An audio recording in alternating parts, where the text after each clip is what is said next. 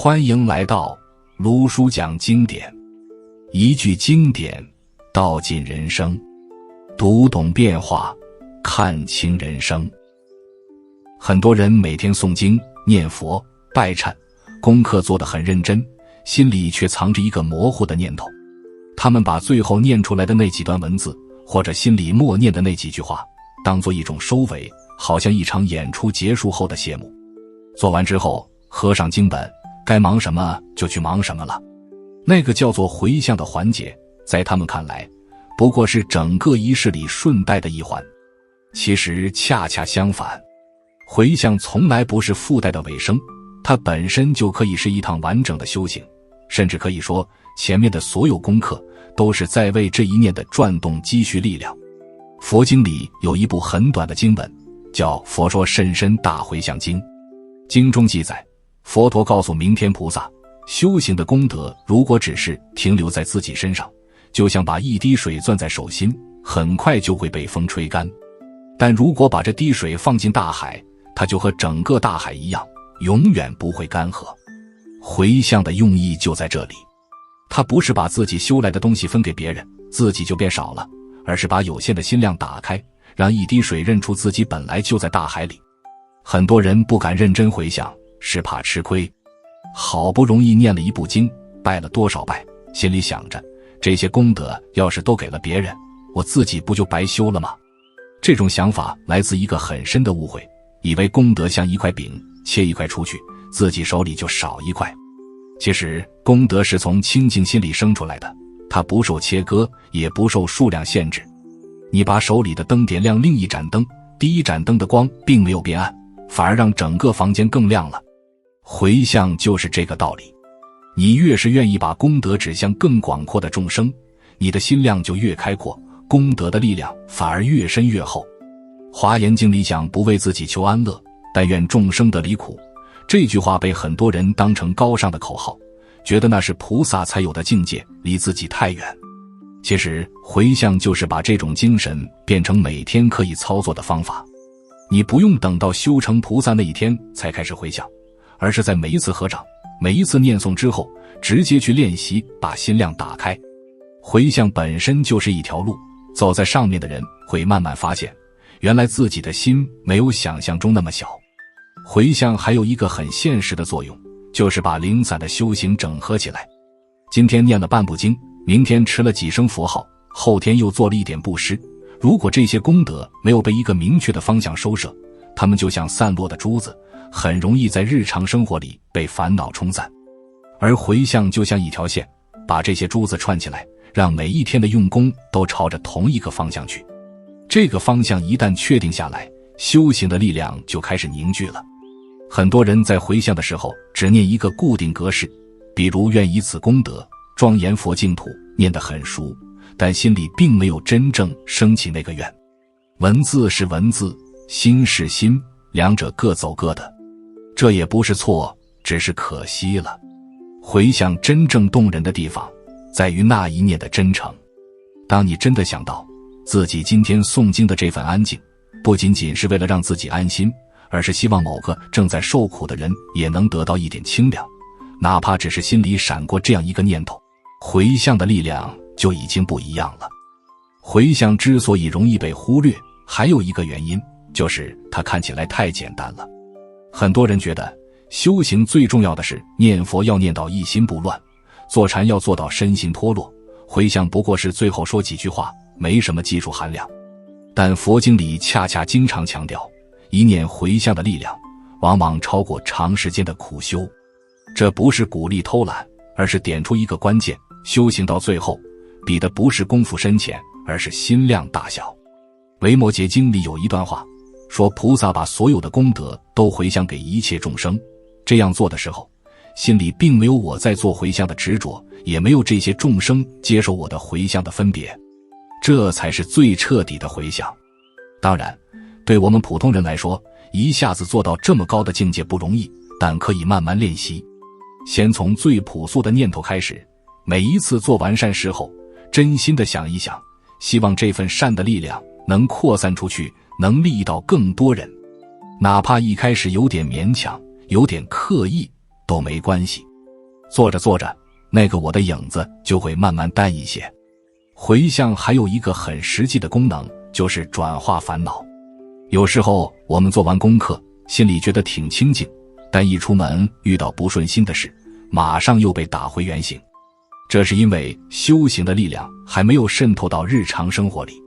如果在每次功课结束后，认认真真地做一次回向，把功德指向生活中的具体困境，比如希望今天遇到的某个人能减少一些痛苦，或者希望自己在面对冲突时能多一点智慧。这种回向就像在内心埋下了一个种子，等到那个情境真的出现时，它就会悄悄起作用。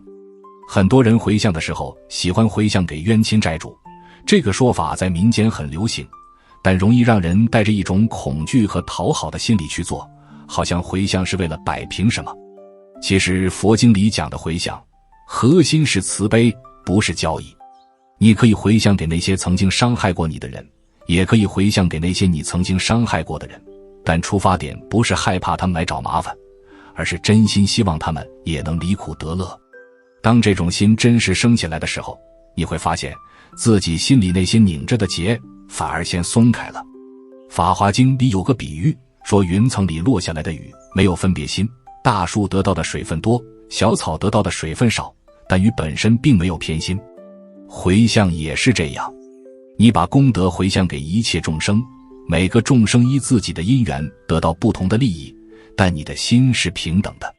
这种平等心的练习本身就是一种甚深的修行，它让你慢慢习惯不再把自己的利益放在最前面，而是把整个心量扩展到包容一切。有些人担心，如果把功德回向出去了，自己会不会没功德了？这个问题佛经里其实回答得很清楚。大智度论里说，菩萨把功德回向给众生，就像用火炬点燃千万人的火炬，自己的火炬不但不会减弱，反而因为照亮了更多人而显得更加光明。功德在回向的过程中只会增长，不会减少，因为它打破了对我的功德的执着，而执着恰恰是让功德变小的原因。回向的种类有很多，不同的经论有不同的分法，但归根结底不外乎两种，一种是把功德指向自己现实的愿望，比如身体健康、家庭平安；另一种是把功德指向最终的觉悟，也就是成佛。前者叫事相回向，后者叫离体回向，两者并不矛盾，反而可以互相含摄。一个人希望自己身体健康，这没什么不对，但如果把健康的目的也放在更好的修行、更好的利益众生上，那么这个回向就既有事相的恳切，又有离体的超脱。很多人回向的时候，习惯把各种愿望都列出来，希望佛菩萨一一满足。这种心情可以理解，但容易把回向变成一张购物清单。回向更深的用意，是让我们在提出愿望的同时，也看到愿望背后的那颗心。比如你希望家人平安，这背后是关爱的心；你希望事业顺利，这背后是想承担更多责任的心。当你回向的时候，不妨先看到这些心，然后把它们也一并供养出去。这样一来，回向就不只是向外求，而是向内进化了。普贤行愿品里讲到10大愿王，其中一愿就是普皆回向。普贤菩萨的回向是把前面所有的愿都归纳到一个方向，那就是尽法界虚空界一切众生悉得解脱，究竟成佛。这个愿非常大，大到普通人觉得自己根本做不到，但普贤菩萨的用意不是要你一下子做到，而是要你朝着这个方向去发心。发心本身就是一种修行，当你每一次都试着把心量放大一点点，哪怕只是从关心自己扩展到关心家人，从关心家人扩展到关心邻居，从关心邻居扩展到关心整个城市，这个扩展的过程就是在实践普贤行。回向还有一个容易被忽略的作用，就是检验修行的质量。你做完功课之后，看看自己回向时的心，是应付差事，还是真的有一种欢喜和开放的感觉。如果回向的时候觉得勉强，说明前面的功课可能只是在完成任务，心并没有真正进入修行的状态。如果回向的时候心里很踏实，甚至有点感动，那说明前面的用功是有效的。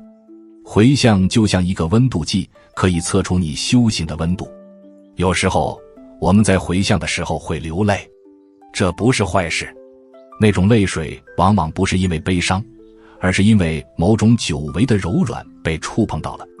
你在那一刻可能突然想到父母的不容易，想到众生的苦难，想到自己这一路走来得到过多少帮助。那一刻心是打开的，是真诚的。这种眼泪本身就是一种洗涤，它洗掉的是心里那层冷漠的硬壳。涅槃经里说，修习慈悲的人，即使只是对一个众生升起一念慈悲，功德都不可思议。而回向就是把这一念慈悲持续地扩展出去，它不是一蹴而就的，而是每天每次功课之后一点点的练习。练习久了，你会发现不需要刻意去想，回向的念头自己就会冒出来。遇到好事你会想回向，遇到坏事你也会想回向。到了那个时候，回向就不再是一个功课的环节，而是一种生命的态度了。回向到最后，其实要回向给谁呢？很多人觉得是回向给众生，这个答案没错，但还可以再深一层。当你真正去回向的时候，你会发现能回向的我，所回向的功德，接受回向的众生，这三样东西本质上都离不开同一念心。心在分别的时候，就有你我他，就有功德的大小多寡。心回到本来面目的时候，这三样东西的界限就模糊了，融化在一起了。金刚经里说，菩萨于法应无所住行于布施，回向也是一种布施，是功德的布施。无所住的意思就是不执着于能施、所施、施物这三轮，做到三轮体空，回向就圆满了。当然这个境界很高，但我们可以一步一步来。先从有相的回向做起，老老实实的念回向文，认认真真的升起愿心。慢慢的，有相的执着自然会淡化，无相的智慧自然会现前。有些人对回向的理解停留在很功利的层面，觉得我回向的越多，佛菩萨就越保佑我。这种心态虽然不算究竟，但佛菩萨也不会排斥。就像《法华经》里的穷子玉，父亲为了让孩子回家，先用种种方便引导他，最后才告诉他真相。回向也是这样，你一开始可能带着交换的心态，这没关系，只要持续做下去，心量会慢慢打开，格局会慢慢变大，总有一天你会明白，回向不是为了得到什么，而是为了放下什么。放下那个狭隘的自我，放下那个斤斤计较的心。如果一个人每天都在回向，但心里还是充满怨恨和嫉妒，那这个回向就还没有真正进入他的心。真正的回向是会改变一个人的气质的。一个经常真诚回向的人，他的眼神会越来越柔和，他的态度会越来越谦和，他不再那么在意自己的得失，反而更关心别人的苦乐。这不是装出来的，而是在一次次回向中，心被潜移默化地改变了。今天讲到这里，最后想跟你分享一个我自己的习惯。